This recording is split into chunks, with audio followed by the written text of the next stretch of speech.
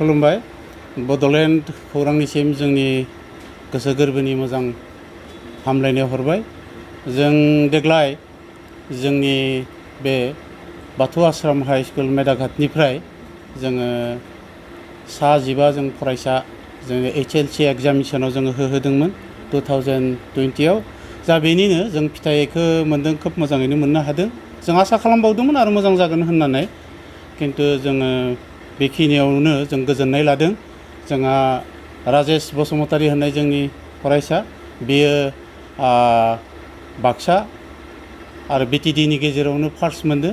बिथाङा 95.5% लानानै बे जोबथि बे आनजादखौ बियो उनथ्रिनो हादों।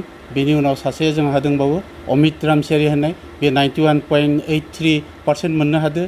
आरो बेनि उनाव सासे आरोबाव डिस्टिंसन मोनबावदों, बे जाहैबाय राहुल स्वर्गियारि, बियो मोननो हादों 86% लानो हादों। बेनि अनगायैबो जोंहा साथाम गथ' जोंनिफ्राय स्टार मोननो हादों।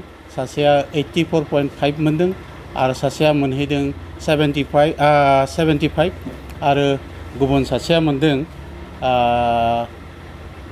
79% मोननो हादों। बिथांमोनाबो माने स्टार मार्क लानानै पास खालामनो हादों। बेनि अनगायै जोंहा साथाम फार्स्ट डिभिजन मोनदों आरो बाखि 6 जना सेकेन्ड डिभिजनाव पास खालामनो हादों। जों जेरैहाय आसा खालामदोंमोन थिग बेबायदियैनो जोङो जाहैदों होननानै जोङो गोसोआव गोजोननाय लानो हादों।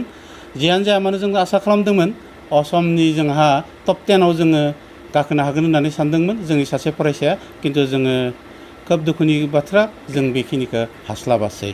थेवबो जोङो गोसोआव गोजोननाय मोनदों, जोंनि फरायसाया 95.5 लानानै माने पास खालामनो हादों।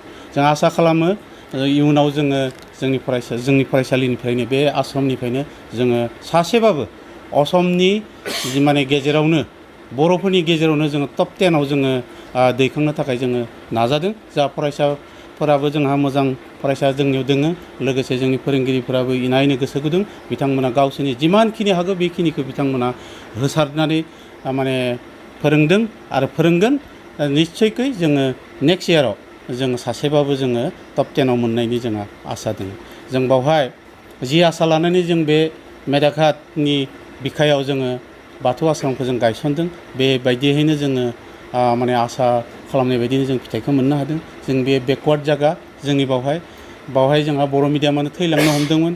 गोबां फरायसाफोरा जोंहा मिसनाव थाङो बर्मानि, थिग बेबायदिनो गोबाङानो शंकरदेब दोङो मिसन, थिग बेबायदिनो जोंहा आरो मोनसे दोङो बिबेकानन्द। बेबायदियाव माने तिहु पर्यन्त जोंनि फरायसाफोरा थांनानै जोंहा बर' मिडियामानो थैनो नागिरनाय बायदि मोनसे हालसाल जादोंमोन। किन्तु बेखौ जोङो नोजोर बोनानै जों जाहाथे जोंनि बर' मिडियामखौ जों फोथांनानै लाखिनो हायो।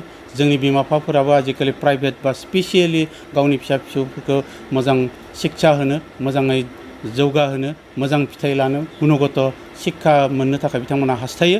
बेखायनो जों बे हास्थायनाय लेखा जोंनि बर' बिजोंखौ रैखा खालामनो थाखाय जों बावहाय मोनसे प्राइभेट स्कुल बाथौ आश्रम महरै जों गायसननानै होनाय जादों आरो गायसननो लानाय जादों। थिग बेबायदिनो बे थांखियैनो दा जों आगबारिगासिनो दोङो आरो जोंनि थांखि बायदियै दा दिनै गासै जोंनि फरायसालियाव 450 फरायसा जोंहा बावहाय दोङो। नङाबा बेफोर फरायसाफोरा निस्सय मिसन नङाब्ला बबेबा गुबुन हारिनि फरायसालिफोराव थांगौमोन। जों किन्तु बेखिनिखौ जोङो हमथानानै जोंनि मिडियामखौ जोङो बासायना लाखिनो हानाय जादों आरो लोगोसे जों बावहाय बे मेदाघाट एरियायाव जों गुनगत जों शिक्षा होनो जोङो हादों होननानै जों सानदों। जों इयुननि जि समफोराव आरोबाव जों नाजाबावगोन। जेब्लायबो जा बर' साहित्य सभा दोङो मेदाघाटआव गुदि आफाद, बिथांमोनाबो जोंखौ सहाय खालामो। जोंहा एबसु दोङो, एबसु माने दखरा एबसु, बिथांमोननि गासैबो जोंजों सहाय सहयोग खालामो। आथिखालनि जिखिनि माने सरकार दोङो बिथांमोनाबो जोंखौ अबयसे गेजेर गेजेर जोंखौ खबर लादों, जोंखौ थुलुंगादों।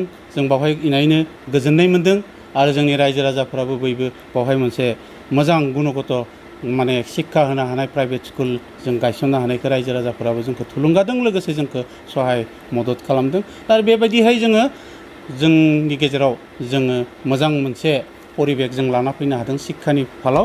आरो जोङो नेक्स्ट इयाराव जों सासे स्टेन्ड खालामहोथारनो थाखाय जोङो मोनसे थांखि लादो। जोंहा फरायसा दोङो मोजां फरायसा दोङो बे फरायसाफोरखौ जों जिखिनि नांगौ जेसेबां हागौ जों खस्थ' खालामनानै जेसेबां सुबुरन्थाइ जेसेबां सिखायनांगौ जेसेबां फोरोंनांगौ बेखिनिखौ जोङो लानानै जोङो टप 10आव सासे होथारनो थाखाय जोंहा माने गोसो दोङो आङो आर'ज गाबदों लोगोसे जोंनि बे ओनसोलनि रायजो राजाफोरनिफ्रायबो जोङो मदद नागिरदों जाहाथे जोंनो मोनसे गोजोन थासारि होयो मोनसे गोजोन आबुं खौरांखौ आरोबाव खेबसे धन्यबाद होबावनानै नोंथांमोननिफ्राय आं बेखिनियावनो जानगारबाय गोजोन्थों खुलुमबाय।